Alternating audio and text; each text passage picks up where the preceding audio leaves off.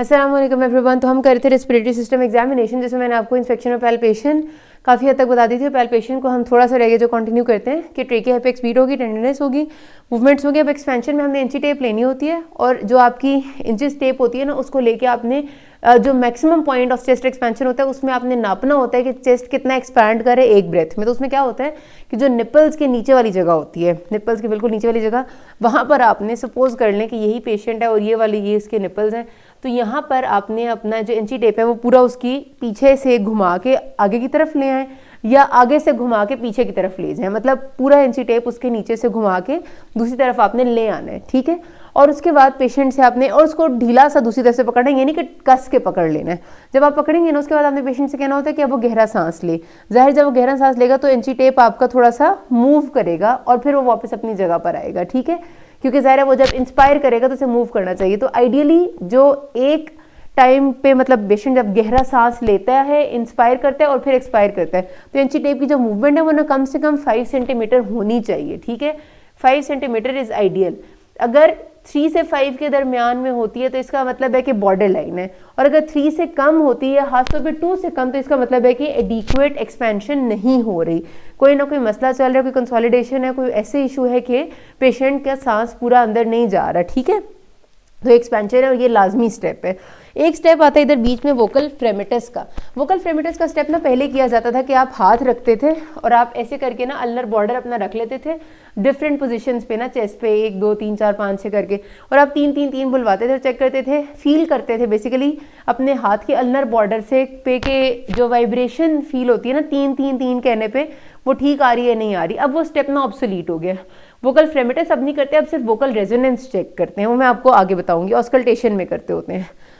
आखिर में है कि एडिड साउंड्स, कोई पैल्पेशन पे कोई पैल्पेबल साउंड्स तो नहीं आपको फील हो रही, वो आप अगर जाहिर सी बात है इस सारे मूवमेंट्स वगैरह के दौरान फील कर लेते हैं।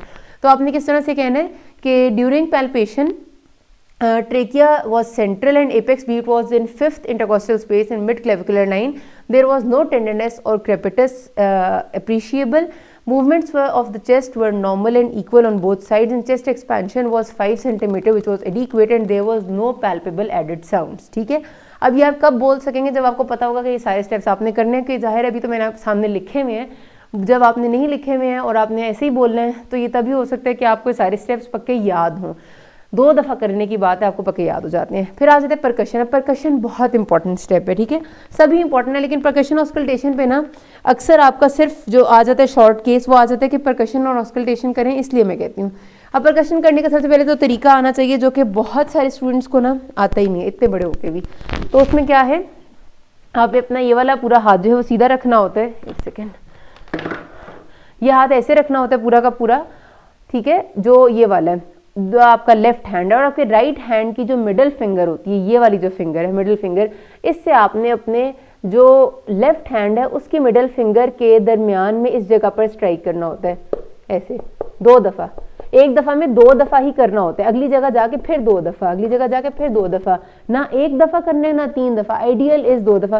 अच्छा, कुछ लोग कहते हैं, कुछ लोगों का ये तरीका होता है, वो कहते हैं कि ये वाला जो लेफ्ट हैंड है ना आपका, इसकी सिर्फ मिडिल फिंगर यहाँ पर होनी चाहिए, पूरा हाथ नहीं रखना, और फिर आप सिर्फ इसको रख के तो ऐसे ऐसे करें, ठीक है। कुछ लोग यूं भी कहते हैं, लेकिन पता है ये मैंने मतलब डिफरेंट एग्जामिनर्स को देखा, ये ना पर्सन टू पर्सन वेरी करता है। कुछ एग्जामिनर्स खुद हमें सिखाते हैं कि पूरा हाथ ऐसे रखें और आप दूसरे हाथ से इसको परकस करें, कुछ एग्जामिनर्स खुद सिखाते हैं कि ऐसे करें। अब बुक्स भी थोड़ी सी वेरी करती हैं। अब आपने आइडियल बुक से, क्योंकि ज़ाहिर है पर्सन टू पर्सन जो वेरी कर रहा होती है चीज़, उसमें आप आइडियल बुक का रेफरेंस तो दे ही सकते हैं। तो आइडियली जैसे मैकलॉड एग्जामिनेशन की जो किताब है उसमें उन्होंने लिखा हुआ है कि आप हाथ प्लेस करते हैं, तो इस वजह से आप किसी के सामने भी अगर हाथ प्लेस करेंगे तो आप उसमें गलत नहीं होंगे, क्योंकि आपने एक स्टैंडर्ड बुक को फॉलो किया होगा। तो परकशन करने के लिए आपने ये वाला तरीका फॉलो करना जो मैंने बताया। और परकशन करनी किस किस जगह पे है, ये आपने सारे चेस्ट एरियाज में करनी है, क्योंकि हम लोग मैंने बताया कि आइडियली बैक से एग्जामिन करते हैं, बैक ऑफ द चेस्ट, और कई बार आपका जो कमांड आता है वही लिखा हुआ होता है कि percuss and auscultate back of the chest of this patient, ठीक है, लिखा आ जाता है। तो आपने पहले स्टार्ट हमेशा बैक से ही करना है। तो बैक पे आप ना कोई 8 या 10 जगह रख लें, जैसे ना अब कह लें कि आप ये वाली जगह पेशेंट की पूरी बैक है, ठीक है, ये ये पूरी बैक है उसकी, ठीक है, ये गर्दन वाली जगह है। तो आप यहाँ से स्टार्ट करेंगे, आप पहले अपना हाथ इस तरह इधर रखेंगे, ठीक है, लेफ्ट हैंड मतलब आप ऐसे रखेंगे और राइट हैंड से आप इसके ऊपर ऐसे परकस करेंगे, यूँ पोजीशन होती है हाथ की। एक सेकंड में वहाँ तक पहुँच नहीं पा रही, यहाँ से, ठीक है, ऐसे, फिर आप ऐसे, फिर नीचे आएंगे इस तरफ। हमेशा पहले आपने अगर राइट की है तो उसके सामने वाली लेफ्ट करेंगे, फिर नीचे आएंगे सेकंड बेसिकली आपने परकस करना कहाँ होता है, इंटरकॉस्टल स्पेसेस में, क्योंकि जाहिर है आप बोन के ऊपर परकस करेंगे तो आपको कुछ नहीं पता चलेगा ना, रिब के ऊपर तो कोई फायदा नहीं है। दो रिब्स के दरमियान में जो इंटरकॉस्टल स्पेसेस होती हैं उनमें आपने परकशन चेक करनी होती है। और परकशन करते हुए आप सुन क्या रहे होते हैं, आप सुन रहे होते हैं कि अंदर से जो आपको आवाज़ आ रही है परकस करते हुए वो अच्छी आवाज़ आ रही है, पूरा नोट प्रॉपर रेजोनेंट नोट आ रहा है या नहीं आ रहा। और ये नोट भी तभी आएगा एक नॉर्मल बंदे में भी जब आपको प्रैक्टिस होगी परकशन की और जब आपने परकशन ठीक से की होगी, क्योंकि बहुत सारे बच्चे इतनी बुरी करते हैं कि उनको नोट खुद भी नहीं सुनाई दे रहा होता, तो किसी दूसरे को क्या एक्सप्लेन करेंगे। और फिर उस केस में वो ना प्लूरल एफ्यूजन पिक कर पाते हैं और ना ही न्यूमोथोरैक्स पिक कर पाते हैं, ना नमूनिया की कोई फाइंडिंग उन्हें समझ आती है। तो आपको अगर अच्छी परकशन आती है जो अपने प्रैक्टिस से आएगी तो ही आप एक इम्पेयर्ड परकशन नोट को पिक कर सकते हैं, ठीक है। तो पहले तरीका क्या होगा कि आपने इंटरकॉस्टल स्पेस में अपनी लेफ्ट हैंड की उंगली इस तरह रखनी है और राइट हैंड की प्लेक्सीमीटर यानी मिडल फिंगर से परकस करना है। पहले राइट पे इधर किया तो उसके बाद इधर करना है, फिर इधर आना है सेकंड इससे नीचे वाली स्पेस में, फिर इधर आना है, फिर इधर की थर्ड में आना है, फिर सामने आ जाना है, फिर इधर एटलीस्ट 5 जगह इधर कर लें। एपेक्स पे करना होता है। एपेक्स पे जब आप करते हैं ना तो कंधे के ऊपर फिंगर इस तरह से रखते हैं, मतलब ये वाली फिंगर है, सपोज यही पेशेंट है ना तो इसके कंधे के ऊपर मैं ऐसे रखूंगी, ठीक है, दूसरे कंधे पे ऐसे, पीछे से कर लें, कंधों पे कर लें। फिर अगर आपके पास कमांड पूरी चेस्ट का है ना तो एक्जिला में कम से कम 2 जगहों से कर लें, इधर से और इधर से, और फ्रंट ऑफ द चेस्ट से भी 2-4 जगहों से कर लें इस तरह। लेकिन जब भी राइट से करेंगे तो पहले उसके कॉरेस्पॉन्डिंग लेफ्ट से करेंगे, इधर से करेंगे तो उसके कॉरेस्पॉन्डिंग इधर से। ये नहीं करना कि इधर फर्स्ट इधर कर ली, सेकंड इधर कर ली, थर्ड इधर, फोर्थ इधर, बिल्कुल गलत, सारा गलत, आपका पूरा सिस्टम गलत, ठीक है जी। हमेशा एक जगह जब राइट की करनी है तो उसके सामने वाली जगह लेफ्ट की करनी है। अब नोट क्या होता है, नॉर्मली हवा किसी जगह अगर अंदर पड़ी हुई है जो कि हमारे लंग्स के अंदर है तो नोट आना चाहिए रेजोनेंट। रेजोनेंट नोट कैसा होता है, बड़ी ऊंची सी टक टक की आवाज़ सुनाई देती है अच्छी परकशन पे। और नोट कौन से हैं जो हमें उसके अलावा अप्रिशिएट करने आने चाहिए, मैंने भी बताया। स्टोनी डल परकशन नोट, स्टोनी डल परकशन नोट आ जाता है आपका तब जब डल क्यों आएगा, कोई भी डल परकशन नोट तब आएगा जब अंदर हवा के बजाय कोई फ्लूइड पड़ा होगा, कोई पानी होगा, कुछ ऐसा होगा। तो उसमें जो प्लूरल इफ्यूजन होती है ना उसमें क्योंकि बाकायदा तौर पे फ्लूइड आपका सारी जगह पर नीचे नीचे खास तौर पे कलेक्टेड होता है, डिपेंड करता है कितनी प्लूरल इफ्यूजन है। नॉर्मली प्लूरल इफ्यूजन अगर लंग्स में होती है तो ज़्यादातर आपके पास जो पेशेंट्स आते हैं उनमें बेसेस तक तो आईवी होती है, तो बेस पे आपका जो नोट है ना वो बिल्कुल चेंज हो जाता है। ऊपर से आपका आ रहा होता है रेजोनेंट, नीचे आते आते डल हो जाता है और डल की आवाज़ बिल्कुल मध्यम दबी हुई होती है, ठीक है। तो फिर वो जो परकशन नोट होता है प्लूरल इफ्यूजन का वो स्टोनी डल होता है। आपको स्टोनी डल और डल में फ़र्क नहीं करना आता, कोई फ़र्क नहीं पड़ता, आप कहते हैं डल, आप स्टोनी डल ना कहें, लेकिन एटलीस्ट डल का पिक करना तो आना चाहिए ना, रेजोनेंट और डल में फ़र्क करना आना चाहिए, ठीक है। तो ये आपने लाजमी तौर पे करना है। नॉर्मल नोट आपको मैंने बता दिया रेजोनेंट होता है, और अगर किसी को न्यूमोथोरैक्स होता है या एम्फिजिमा होता है तो उसमें नोट ज़रूरत से ज़्यादा रेजोनेंट हुआ होता है, हाइपर रेजोनेंट उसको हम कहते हैं। ये 3 बातें एटलीस्ट आपको लाजमी है कि हाइपर रेजोनेंट कब है, रेजोनेंट कब है और डल कब है। वैसे डल कहते हैं कि जो हमारी सिंपल नमूनिया वगैरह होता है ना जिसमें कंसोलिडेशन हो जाती है उसमें भी डल होता है, लेकिन जो प्लूरल इफ्यूजन वाला है वो बहुत करेक्टरिस्टिक स्टोनी डल होता है, बहुत ज़्यादा वाला डल। तो वो आपने एटलीस्ट पिक करना है कि ज़्यादातर पेशेंट्स आपके जो आते हैं ना प्लूरल इफ्यूजन के होते हैं या न्यूमोथोरैक्स के होते हैं।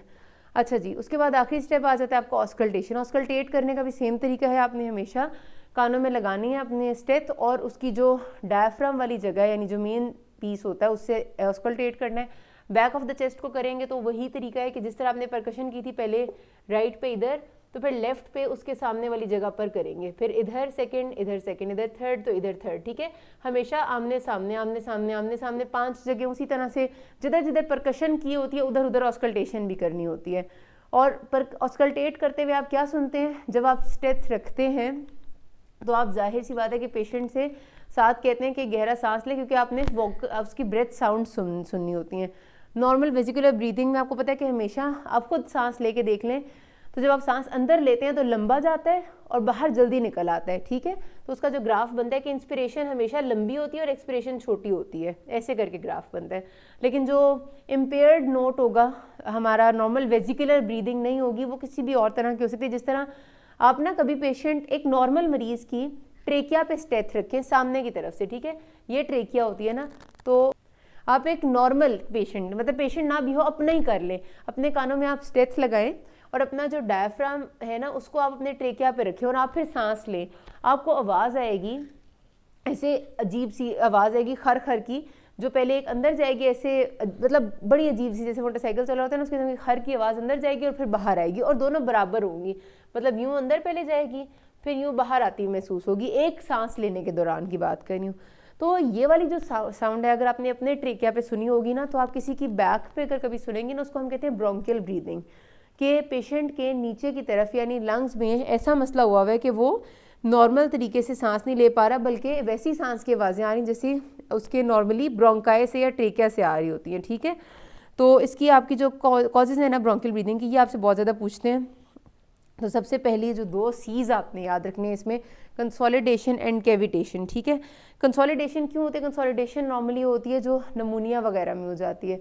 नमूनिया में आपको पता है कि नीचे की जो आपके एल्वुलाई हैं उनके अंदर फ्लूइड वगैरह कलेक्ट हो जाता है, पस कलेक्ट हो जाती है, और एल्वुलर स्पेसेस में पस और फ्लूइड की वजह से जो पेशेंट की ब्रीदिंग का पैटर्न है ब्रोंकियल आ जाता है। अब इनकी बहुत लंबी रीजंस भी हैं, और जो क्रेपिटेशंस है ना वो भी जब आती है ना ऑस्कल्टेशन पे के एंड इंस्पिरेटरी क्रैकल्स होती हैं, और हमारे पास ऐसी भी होती हैं जो कि होल इंस्पिरेटरी क्रैकल्स होती हैं। इनका मतलब ये होता है कि एक ऐसी साउंड होती है जो आपको पूरी इंस्पिरेशन पे सुनाई देती है क्रेपिटेशन की, और एक होती है जो बिल्कुल इंस्पिरेशन के आखिर में सुनाई देती है। लेकिन चलो इतना ज़्यादा अगर आपको नहीं भी आ जाता इट्स फाइन, आपको तरीका ठीक आना चाहिए, ठीक है।